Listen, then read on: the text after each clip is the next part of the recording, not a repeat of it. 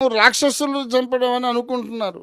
రాక్షసులనే చంపాలంటే రానక్కర్లేదు, అక్కడి నుంచి చంపొచ్చు.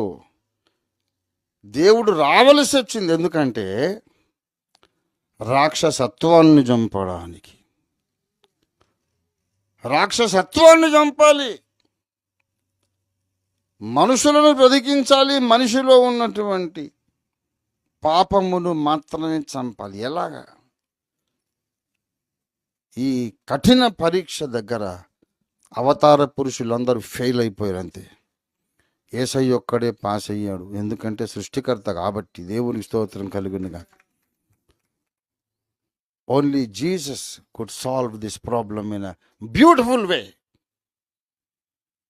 అన్ఇమాజినబుల్ వే.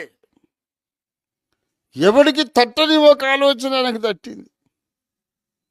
అదేముంది లేరా, నేనున్నాను కదా, నేను చూసుకుంటాను, మనుషులందరినీ రక్షిస్తాను, వాళ్ళ పాపాన్ని శిక్షిస్తాను, ఆ పాపమును తీసి నా మీద పెట్టుకొని వాళ్ళు కట్టవలసినటువంటి జరిమానా నేను కట్టి, పాపమునకు శిక్ష విధింపబడింది గనుక ఒకే నేరమునకు మళ్ళీ రెండవసారి శిక్ష విధించడం న్యాయము కాదు గనుక వీళ్ళను శిక్ష విధింపకుండా వదిలేసేయాలని పరమ తండ్రిని ఒప్పించి శిక్ష తానే పొంది శిక్షకు పాత్రులైన వారిని స్వేచ్ఛగా వదిలేసినటువంటి కృపా సత్య సంపూర్ణుడు యేసు. దేవునికి స్తోత్రం కలుగును గాక.